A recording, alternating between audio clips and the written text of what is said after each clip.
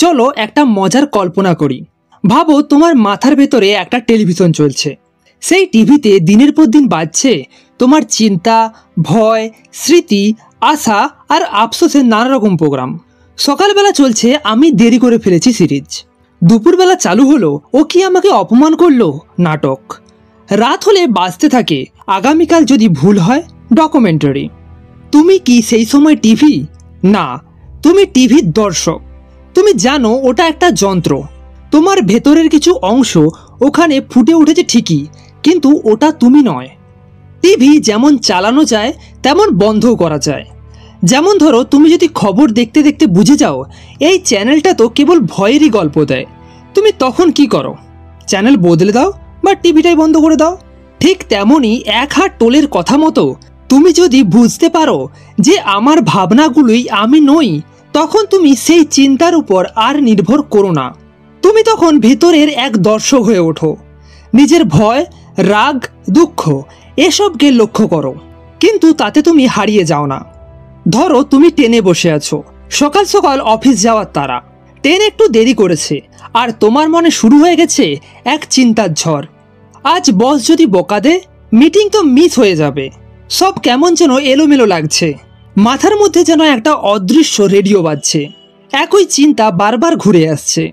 তুমি জানালার বাইরে তাকাও, একটা ছোট্ট মাঠ, দুটো পাখি উড়ছে, শিশিরে ভেজা ঘাসের উপর সূর্য পড়ছে। হঠাৎ মনে হয় এই তো আমি আছি এখন এই মুহূর্তে। আমি না অফিসে আছি, না বসের সামনে, আমি তো কেবল একটা ট্রেনে বসে আছি। তখনই তুমি বুঝতে পারো এই দুশ্চিন্তাগুলো সব মনের তৈরি ছায়া। তুমি সেই ছায়া নও, তুমি সেই ব্যক্তি যে জানালার বাইরে তাকিয়ে প্রকৃতির নিঃশব্দ সৌন্দর্যকে অনুভব করতে পারে। যখন তুমি ভাবনাকে দেখো তখন তুমি তার দাস নও। তোমার মনে যদি রেগে যাওয়ার চিন্তা আসে, তুমি যদি সেই রাগের মধ্যে ডুবে যাও, তাহলে তুমি মনে হারিয়ে গেলে। কিন্তু তুমি যদি দেখো আচ্ছা আমার মন রাগ করছে এখন, তাহলে তুমি সেই রাগ না, তুমি রাগকে দেখছো এমন এক সচেতন সত্তা। এটাই হলো আসল তুমি। আর এই বোঝাপড়া থেকেই শুরু হয় মুক্তি। বন্ধুরা, এবার একটা কল্পনা করি। ভাবো তোমার ভেতরে একটা অদ্ভুত আলাদা সত্তা আছে যেটা সব সময় ঘুমিয়ে থাকে, কিন্তু হঠাৎ কেউ তোমাকে ছোট করে কিছু বললেই সেই সত্তা দাউ দাউ করে জেগে ওঠে। তখন তুমি ভীষণ রেগে যাও, কষ্ট পাও, কান্না পাও, পুরনো অপমানগুলো মনে পড়ে যায় আর তুমি নিজেকে হারিয়ে ফেলো। এই যে তোমার ভেতরে এমন অদ্ভুত আচরণ, এটাই ইকার্ট টোলে বলেছেন পেন বডি। পেন বডি কি? পেন বডি হলো তোমার ভেতরে জমে থাকা সমস্ত পুরনো কষ্ট, অপমান, ভয় আর না বলা যন্ত্রণার একটা জ্যান্ত ছায়া। ভাবো তোমার শরীরে একটা অদৃশ্য প্রজাপতি লেগে আছে, যেটা হঠাৎ হঠাৎ তোমার ভেতরে পুরনো ব্যথায় ডানা ঝাপটাতে শুরু করে। তখন তুমি আসলে আর তুমি থাকো না। তোমার হয়ে কথা বলে, ভাবনা চালায়, এমনকি সিদ্ধান্তও নেয় এই পেন বডি। পুরনো আঘাত নতুন ঝড় তোলে। ধরো ছোটবেলায় তোমাকে কেউ বলেছিল তুই তো কোনো কাজেই লাগিস না। সেই কথাটা আজও তোমার অজান্তেই তোমার ভেতরে রয়ে গেছে। আজ হঠাৎই অফিসে বস যদি রেগে বলে এই কাজটা ঠিক করিসনি, তখন পেন বডি জেগে উঠে বলে দেখলি তো তুই এখনো কিছু পারিস না। আর তুমি রাগে কাঁপতে থাকো বা কেঁদেও ফেলো। বাস্তবে বসের কথাটা সাধারণ একটা কথা হতে পারে, কিন্তু তুমি ব্যথা পেলেও সেই ব্যথাটা এসেছে তোমার অতীত পেন বডি থেকে। দুঃখ দুঃখকে ডাকে। বইতে একটা গভীর লাইন আছে, পেইন শুধুমাত্র অন্য পেইনকেই খেতে পারে, আনন্দ সে হজম করতে পারে না। মানে তোমার ভেতরের যন্ত্রণা বারবার এমন পরিস্থিতি তৈরি করে যেখানে নতুন নতুন কষ্ট আসে। আনন্দ না ভাই, পেন বডি আনন্দ পেলে অস্থির হয়ে যায়, কারণ সে তো ভাঙা জিনিস দিয়ে তৈরি। তাই সুখ সে নিতে পারে না, উল্টে সুখের মধ্যেও কোনো না কোনো দুঃখ খুঁজে বের করে সে। তাহলে কি করব? তাহলে কি আমরা চিরকাল এই পেন বডির হাতে বন্দি থাকব? না। একহাত টোল বলেন এর উপায় আছে। তোমাকে প্রথমে চিনে ফেলতে হবে কখন তোমার পেন বডি জেগে উঠেছে। আরে আমি তো অকারণেই খুব বেশি রেগে যাচ্ছি, কষ্ট পাচ্ছি। নিজেকে তখন বলো এটা আমি না, এটা আমার পেন বডির খেলা। সেই মুহূর্তে তুমি নিজেকে একটা বাইরের চোখে দেখতে পারবে, আর ধীরে ধীরে সে রাগ বা কষ্ট কমে যাবে। একটা কথা মনে রেখো, তুমি একা নও। প্রত্যেক মানুষের মধ্যেই কোনো না কোনো রকমের পেন বডি আছে। কেউ সেটা লুকায়, কেউ সেটা প্রকাশ করে, কিন্তু কেউ যদি বর্তমান মুহূর্তে বাঁচতে শেখে তাহলে সেই পেন বডির হাত থেকে মুক্তি সম্ভব। এবং একবার যদি তুমি ওটা চিনে ফেলো তাহলে একদিন তোমার নিজের মনেই তুমি বলে উঠবে, এটা আমি না, এটা শুধু একটা পুরনো ছায়া। ধরো তুমি একটা ব্যাংকে দাঁড়িয়ে আছো, চুপচাপ নিজের মতো লাইনে দাঁড়িয়ে হয়তো টাকা তুলবে। ঠিক সেই সময় হঠাৎ একটা পুরনো কথা মনে পড়ে গেল। গত মাসে টাকা লেনদেন নিয়ে এক বন্ধুর সঙ্গে তুমুল ঝগড়া হয়েছিল। তখন কি হবে?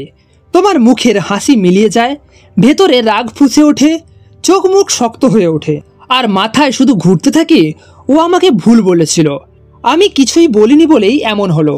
টোল এই ব্যাপারটাকে বোঝাতে গিয়ে বলেন, এই জন্যই তুমি এখন ব্যাংকের লাইনেও থেকেও শান্ত থাকতে পারো না। তোমার ভেতরের পুরনো যন্ত্রণা এখনকার পরিস্থিতির ওপর ছায়া ফেলে দিয়েছে। তোমার মন তোমার শান্তি কেড়ে নেয়। টোল বলেন, আমাদের মনের মধ্যে যেন একটা অদৃশ্য টর্চ লাইটার আছে, যেটা সারাক্ষণ নিজের ওপর আলো ফেলছে। আলো নয়, যেন আগুন। তুমি কিছু ভুল করলে মাথার ভেতর সেই টর্চ লাইটটার বলে, দেখলি আবারও ভুল করলি, তুই পারিস না। তুমি একটু কষ্ট পেলে ওই কণ্ঠস্বর বলে, দেখলি সবাই তোকে কষ্ট দিতেই চায়। এই যে অন্তর্দহন, এটা পেইন বডি আর চিন্তার যৌথ আক্রমণ। এগুলো তোমার শক্তি শুষে নেয়, তোমাকে ধীরে ধীরে দুর্বল করে ফেলে।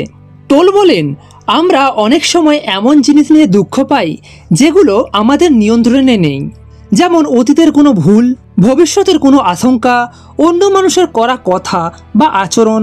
আমরা চাই এসব আমাদের ইচ্ছে মতো হোক, আর যখন তা হয় না তখনই যন্ত্রণা শুরু হয়। এই প্রতিরোধই আমাদের ভেতরে শান্তি নষ্ট করে দেয়। চলো একটা খুব সাধারণ উদাহরণ নেই। ধরো তুমি পরীক্ষায় ফেল করেছো, এখন সারাক্ষণ মাথায় ঘুরছে, আমি এত বোকা কেন, আমার জীবনের কি হবে, আগে কেন পড়িনি আমি। এবার বলো, এসব ভেবে কি তোমার কোনো উপকার হচ্ছে? না, বরং তুমি আজকের আনন্দ আর ভবিষ্যতের প্রস্তুতির সবকিছু হারিয়ে ফেলছো। তাই টোল বলেন, যা হয়ে গেছে তাকে যেতে দাও, তাকে বারবার মনে এনে নিজেকে কষ্ট দিও না। ভবিষ্যতের ভয় নিয়েও ভেবে ভেবে আজকের শক্তি শেষ করো না। আবার বলছি এই লাইনটা, যা হয়ে গেছে তাকে যেতে দাও, তাকে বারবার মনে এনে নিজেকে কষ্ট দিও না। ভবিষ্যতের ভয় নিয়েও ভেবে ভেবে আজকের শক্তি শেষ করো না। তোমাকে আজকে যা করার সেটাই মন দিয়ে করো, তাহলেই তুমি ভবিষ্যতের জন্য প্রস্তুত হতে পারবে। সুখ আসে শিকারে না প্রতিরোধে? টোলের ভাষায় সুখ আসে শিকারে আর কষ্ট আসে প্রতিরোধে। তুমি যদি স্বীকার করো, হ্যাঁ আমি ভুল করেছি, শিখেছি, এখন আমি নতুনভাবে শুরু করব, তাহলে সেই ভুলটা তোমার উপর ক্ষমতা হারিয়ে ফেলে। কিন্তু তুমি যদি প্রতিদিন ওই ভুলটার জ্বালায় পুড়তে থাকো, তবে সেটা তোমাকে আজকেও পুড়িয়ে মারবে। অতীতকে সম্মান করে আজকে তৈরি হও।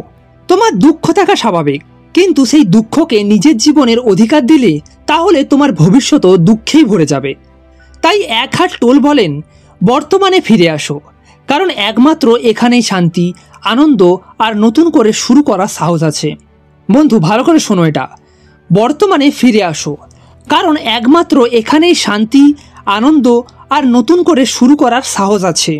বন্ধু, আমাদের জীবনে একটা জিনিস প্রায়ই ঘটে, আমরা অল্প স্বল্প বিষয়ে নিজের ভিতরেই যুদ্ধ বাঁধিয়ে ফেলি। ধরো আজকে তোমার অফিসে একটা বাজেট রিপোর্ট জমা দিতে হবে।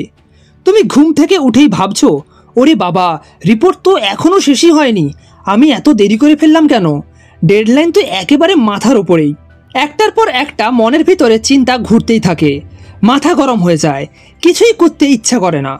এই চিন্তাগুলো কিন্তু আসলে কাজের চেয়ে বড় হয়ে দাঁড়ায়। তোমার রিপোর্টের কাজ হয়তো 1 ঘন্টার, কিন্তু দুশ্চিন্তার প্যাঁচে পড়ে তুমি সেটাকে শুরুই করতে পারোনি হয়তো। টোলের সহজ পরামর্শ, 1 মিনিট থামো, 1 মিনিট দাঁড়াও, চোখ বন্ধ করো, শ্বাস নাও, শ্বাস ছাড়ো, এবারে 3 বার নিঃশ্বাস নিয়ে নিজেকে একটু বাইরে থেকে দেখো। তোমার মাথার মধ্যে যে ভাবনাগুলো দৌড়চ্ছে, আমি পারবো না, বস আমাকে গালি দেবে, সব শেষ, এই সব ভাবনাকে তুমি একপাশে রেখে বোঝো এই মুহূর্তে যা করার আছে সেটাই একমাত্র সত্য। ইখার্ট টোল বলেন, যে যন্ত্রণাকে তুমি পাল্টাতে পারো না সেটা নিয়ে প্রতিরোধ করো না, বরং মেনে নাও। যে যন্ত্রণাকে তুমি পাল্টাতে পারো না সেটা নিয়ে প্রতিরোধ না করে বরং মেনে নাও। প্রেমের মতো গহন মানে কি? টোল বলেন, তুমি যখন একটা কঠিন পরিস্থিতিতে পড়ো, যেমন বস তোমাকে বাজে কথা বলে, তুমি বড় ভুল করেছো, তখন নিজের মনকে শান্ত করো। আমি কত খারাপ, সবাই আমায় অপছন্দ করে, এইসব কথায় মন ভরিও না, বরং একটা গাছের পাতার দিকে তাকাও। বৃষ্টির ফোঁটা যদিও পড়ে তা অনুভব করো। একটা দম নিয়ে নিজের ভেতরে ফিরে আসো।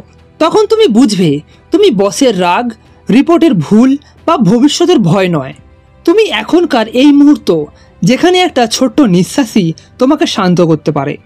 চলো এবার একটা গল্পে যাই। তুমি কি রাহুলকে চেনো?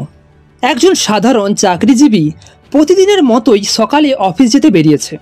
বাসে বসেই মোবাইল খুলে দেখে বসের মেসেজ, একটা প্রেজেন্টেশন ঠিকঠাক হয়নি। সঙ্গে সঙ্গে তার মন ধপ করে ওঠে। আজ সারাদিন খারাপ যাবে মনে হচ্ছে, বস বকা দেবে, সবাই আমায় দোষ দেবে। তার বুক ধরপড় করতে থাকে। সে জানে এখন তো কিছুই করার নেই, তবুও মাথার মধ্যে সেই ভয় আর দুশ্চিন্তা ঘুরপাক খাচ্ছে। তখনই পাশের এক বাচ্চা জানালা দিয়ে তাকিয়ে বলছে, দেখুন কি সুন্দর আকাশটা। রাহুল হেসে তাকায়। তখনই সে বুঝতে পারে এই মুহূর্তে সে কোনো মিটিংয়ে নয়, কোনো ঝামেলাও হয়নি। সে কেবল একটা চলন্ত বাসে বসে আছে, আর আকাশটা দারুণ শান্ত। রাহুল বুঝে যায় এই মুহূর্তে ফিরে এলেই মনের ঝড় থেমে যায়। এই উপলব্ধিটাই এক হাত টোলের আসল শিক্ষা। ভবিষ্যতের ভয় আসলেই কেবলই মনের বানানো গল্প। প্রতিটি মুহূর্তকে স্বীকার করো, লড়াই করো না। যত বেশি তুমি এক একটা মুহূর্তকে মেনে নিতে শিখবে, তত কম হবে তোমার দুঃখ। জীবন হচ্ছে না একটা না সোজা পথ, বরং অনেক বাঁক পথ। ঝড় আছে, শান্তি আছে, কিন্তু তুমি যদি প্রতিটা মুহূর্তকে বলো আমি তোমাকে ভালোবাসি, আমি তোমাকে গ্রহণ করেই ছাড়ব, তাহলে জীবনও তোমার সাথে বন্ধুত্ব করে ফেলবে। আর তখনই শুরু হবে ভিতরের প্রকৃত শান্তি। বন্ধুরা, কখনো কি মনে হয়েছে এই ব্যস্ত জীবনে একটু থেমে একা বসে থাকা এটাই সবচেয়ে শান্তির? ইকার্ট টোলে এই বিখ্যাত বই দ্য পাওয়ার অফ নাও আমাদেরকে একটা আমন্ত্রণ জানায়, এই মুহূর্তে ফিরে এসো, এখানেই আছে তোমার সব সুখ। এই বইটা প্রথম প্রকাশিত হয়েছিল 1997 সালে, আর তোল নিজেই এই শিক্ষাটা পেয়েছিলেন তার নিজের জীবনের ভেতর দিয়ে, প্রচণ্ড একটা অন্ধকার সময় থেকে।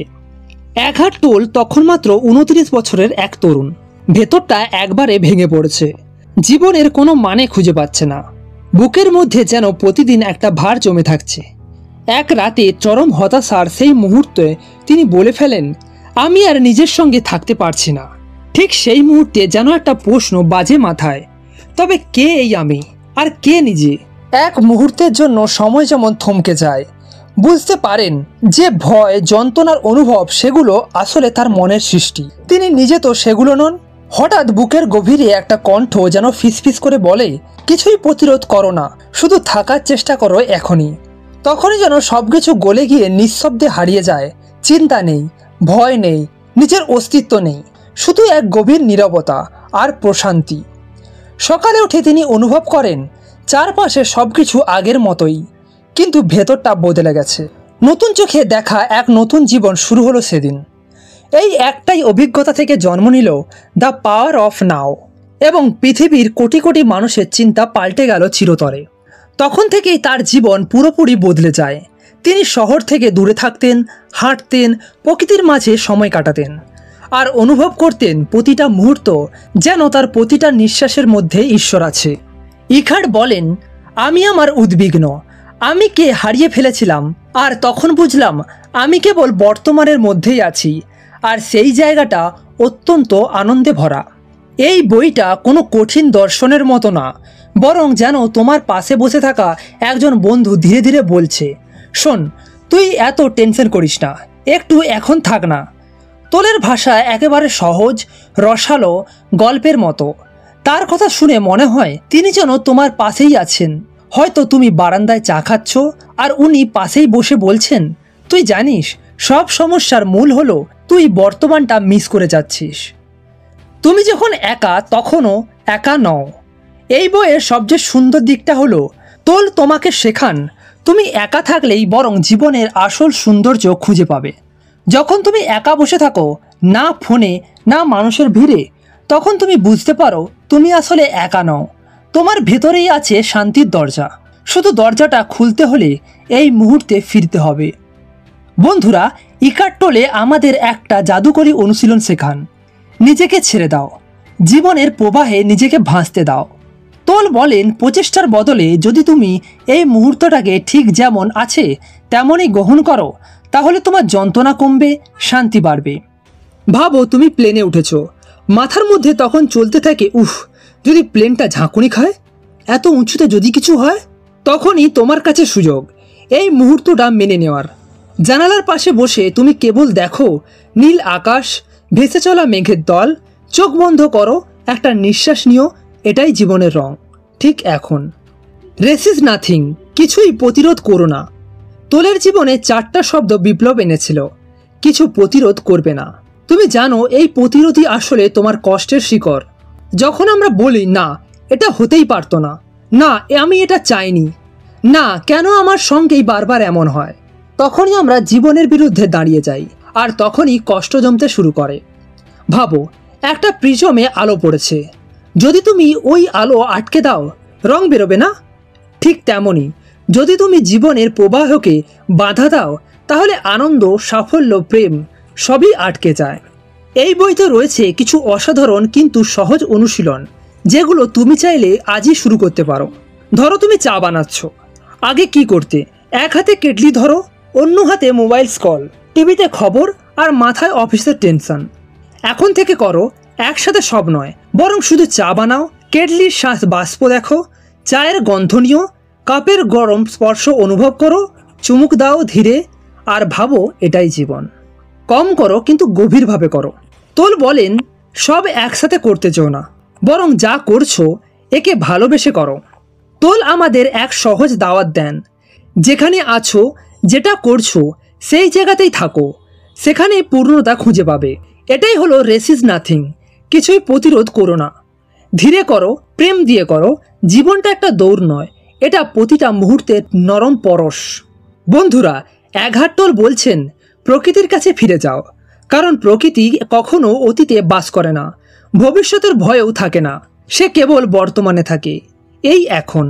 ভাবো তুমি ভোরবেলায় উঠে নিজের জানালার পাশে দাঁড়িয়েছো, পাতায় শিশির, বাতাসে হালকা ঠান্ডা, দূরে একটা কাক ডাকছে। এই মুহূর্তটাকে পুরোপুরি উপভোগ করো।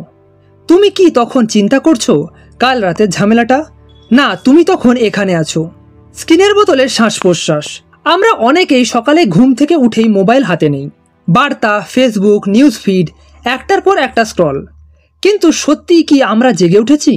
তোল বলেন যখন তুমি নিজের শ্বাস প্রশ্বাসের প্রতি মনোযোগ দাও, তখনই তুমি এখনকার ভেতরে ফিরে আসো। একবার শুধু চোখ বন্ধ করো, নিজের নিঃশ্বাসটা অনুভব করো, না কোনো চিন্তা, না কোনো ভয়। এই সামান্য অনুশীলনেই তুমি নিজের ভেতরে ঘর খুঁজে পাবে। মুহূর্তের সঙ্গীত শোনো, ব্যস্ততা নয়। ভাবো তুমি বাসে যাচ্ছ, তুমি ফোনে কথা বলছো, চ্যাট করছো, মেসেজে উত্তরে ব্যস্ত, কিন্তু বাসে বাজছে একটা গান, তুমি শুনছো না। তোল বলেন এই গানের সুরেই লুকিয়ে থাকতে পারে এক টুকরো প্রশান্তি। যদি তুমি না শুনতে চাও, হাতে ফোন না তুলে কেবল কানে এই সুরটা আসতে দাও। তুমি দেখবে তুমি এই মুহূর্তর গানে নিজেকে হারিয়ে ফেলেছো। ধ্যান, কাজের ভিড়েও শান্ত থাকার উপায়। বইয়ে টোল একটি অসাধারণ অনুশীলন দেখান। তোমার অনুভূতিকে প্রশ্ন করো, এখন ঠিক কোথায় তুমি? উদাহরণস্বরূপ ধরো তোমার সামনে একটি গ্লাস পানি রাখা আছে, তুমি খুব টেনশনে, কাজ শেষ হয়নি, সময় কম, মাথা ঘুরছে। তখন একটু থামো, গ্লাসটার দিকে তাকাও, দেখো কিভাবে পানির ফোঁটাগুলো স্থির হয়ে আছে, আলো পড়ে তার গায়ে খেলা যায় প্রতিচ্ছবি। তুমি বুঝতে পারো এত সাধারণ জিনিসেও এক মুহূর্তের জাদু লুকিয়ে আছে। এই মনোযোগই তোমার জীবনের গতি বদলে দিতে পারে। সব ঠিক আছে, এই অনুভবই থাকে সত্যিকারের মুক্তি। এক সময় আসবে যখন তুমি তোমার ভিতরের অশান্তিকে বলবে তুই থাকতে পারিস, কিন্তু তুই আমি না।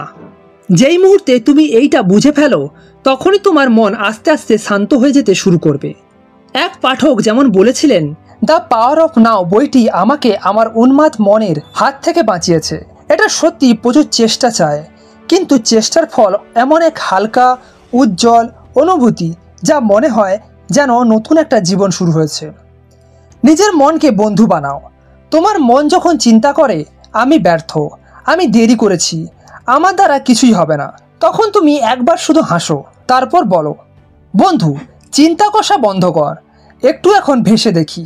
সকালে একটু পাখির ডাক শুনে, দুপুরে একটা সিনেমার শেষ দৃশ্যে চোখ ভিজিয়ে, সন্ধ্যায় গাছের ঝাপটা পাতার নিচে দাঁড়িয়ে থেকে তুমি অনুভব করবে জীবনের সব রহস্য, সব সুখ, সব শান্তি এই মুহূর্তেই লুকিয়ে আছে।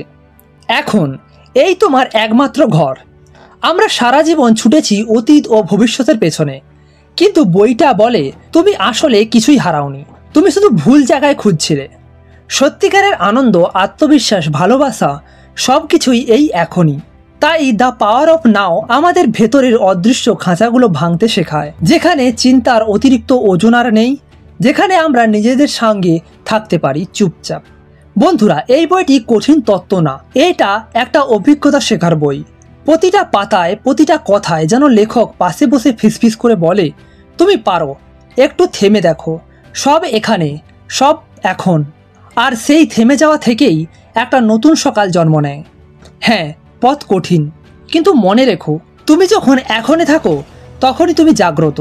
তোমার জেগে ওঠার এই যাত্রা হোক আশীর্বাদময়। ভবিষ্যৎ এক স্বপ্ন, অতীত এক স্মৃতি, কিন্তু এই মুহূর্ত তোমার আসল জীবন। ভালো থেকো এখন থেকে, কারণ এখানেই রয়েছে তোমার শান্তি। দেখা হবে আমাদের পরের গল্পে।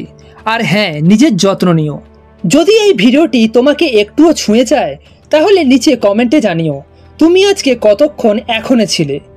আর এই যাত্রায় আমরা একসাথে থাকতে চাইলে লাইক, সাবস্ক্রাইব আর নোটিফিকেশনে বেলটা বাজাতে ভুলো না যেন। ধন্যবাদ।